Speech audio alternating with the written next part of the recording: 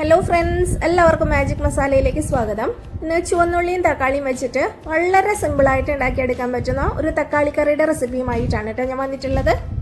ഇത് ചോറിൻ്റെ കൂടെയും ചപ്പാത്തിയുടെ കൂടെയൊക്കെ കഴിക്കാനായിട്ട് അടിപൊളിയാണ് കേട്ടോ. അപ്പോൾ അതെങ്ങനെയാണ് ഉണ്ടാക്കുന്നതെന്ന് നോക്കിയാലോ. അതിന് മുമ്പായിട്ട് വീഡിയോ ആദ്യമായിട്ടാണ് കാണുന്നതെന്നുണ്ടെങ്കിൽ ഒന്ന് സബ്സ്ക്രൈബ് ചെയ്തേക്കണേ. ഞാനിവിടെ ഒരു കൈപ്പിടിയോളം ചുവന്നുള്ളി ചെറുതായിട്ട് അരിഞ്ഞു വെച്ചിട്ടുണ്ട്. അതുപോലെ തന്നെ 6 ചെറിയ തക്കാളി അരിഞ്ഞു വെച്ചിട്ടുണ്ട് കേട്ടോ. ഇനി ഒരു കടായി വെച്ച് കൊടുക്കാം. അതിലേക്ക് നമുക്ക് വെളിച്ചെണ്ണ ഒഴിച്ചു കൊടുക്കാം. ഇതിലേക്ക് ചുവന്നുള്ളി ഇട്ട് കൊടുക്കാം. ചുവന്നുള്ളി നല്ലതുപോലെ ഒന്ന് മൊരിയിച്ചെടുക്കണം. ഞാനിവിടെ നാടൻ തക്കാളിയാണ് കേട്ടോ എടുത്തിട്ടുള്ളത്. അതാകുമ്പോൾ ഒരു നേരിയ പുളിരസം ഉണ്ടാവും നമ്മുടെ കറിക്ക്. ഉള്ളി ഇതാ നന്നായിട്ട് മൂത്ത് തുടങ്ങിയിട്ടുണ്ട്. ഇനി നമുക്ക് ഇതിലേക്ക് മുളക് പൊടി ചേർത്ത് കൊടുക്കാം. നല്ല എരിവുള്ള മുളക് പൊടിയാണ് ഞാനിവിടെ എടുത്തിട്ടുള്ളത്. 1 ടേബിൾ സ്പൂൺ ഇട്ട് കൊടുക്കുന്നുണ്ട്.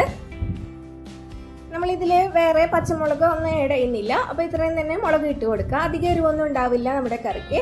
ഈ മുളക് നല്ലതുപോലെ മൂപ്പിച്ചെടുക്കണം. അതിൻ്റെ പച്ച ടേസ്റ്റൊക്കെ ഒന്ന് പോയി കിട്ടുന്നവരെ നമ്മൾ ഇത് മൂപ്പിച്ചെടുക്കുക.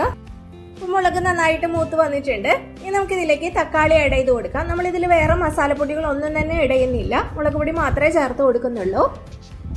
ഈ തക്കാളി നന്നായിട്ട് വഴറ്റി നല്ല സോഫ്റ്റ് ആയിട്ട് എണ്ണയൊക്കെ ഒന്ന് തെളിഞ്ഞ് വരുന്നവരെ വഴറ്റിയെടുക്കുക. നല്ല പഴുത്ത തക്കാളി ആണെങ്കിൽ പെട്ടെന്ന് തന്നെ വഴറ്റിയെടുക്കുക. ഒരു 5 മിനിറ്റ് പോലും വേണ്ടി വരില്ല. 2-3 മിനിറ്റ് ഒന്ന് അടച്ചു വെച്ച് കൊടുക്കുന്നുണ്ട്. അപ്പോൾ പെട്ടെന്ന് തന്നെ വഴന്നു വരും. അപ്പോൾ 3 മിനിറ്റ് കഴിഞ്ഞിട്ടുണ്ട്. നമുക്ക് ഇതൊന്ന് തുറന്ന് നോക്കാം. നന്നായിട്ട് വഴന്ന് കിട്ടിയിട്ടുണ്ട്. തക്കാളി നല്ല സോഫ്റ്റ് ആയിട്ട് വന്നിട്ടുണ്ട്. തവി വെച്ചിട്ട് ഒന്ന് ഉടച്ചു കൊടുക്കാം.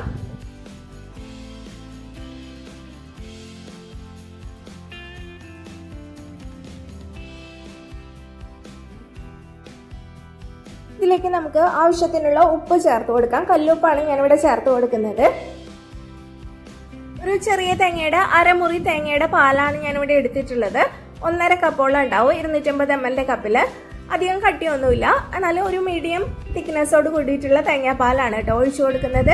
അത് നമുക്ക് ഇതിലേക്ക് ഒഴിച്ചു കൊടുക്കാം. എന്നിട്ട് ചെറുതായിട്ടൊന്ന് തിള വന്ന് തുടങ്ങുമ്പോൾ ഫ്ലെയിം ഓഫ് ചെയ്ത് കൊടുക്കുക. ഇത്രയുള്ള പണി. വളരെ ഈസിയാണ് ഉണ്ടാക്കിയെടുക്കാനായിട്ട്. അടിപൊളി ടേസ്റ്റ് ആണ് കേട്ടോ. അപ്പോൾ ഇതുപോലെ ട്രൈ ചെയ്ത് നോക്കിയിട്ടില്ലെങ്കിൽ ഒരു പ്രാവശ്യമെങ്കിലും ട്രൈ ചെയ്ത് നോക്കുക. തീർച്ചയായിട്ടും നിങ്ങൾക്ക് ഇഷ്ടപ്പെടും.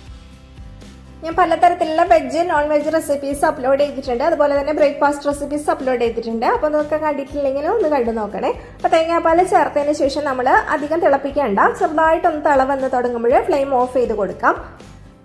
ഇത്രയേ ഉള്ളൂ പണി. വളരെ ഈസിയാണ് ഉണ്ടാക്കിയെടുക്കാനായിട്ട്. നല്ല സിമ്പിളാണ്. നല്ല കഴിക്കാൻ അടിപൊളി ടേസ്റ്റുമാണ് കേട്ടോ.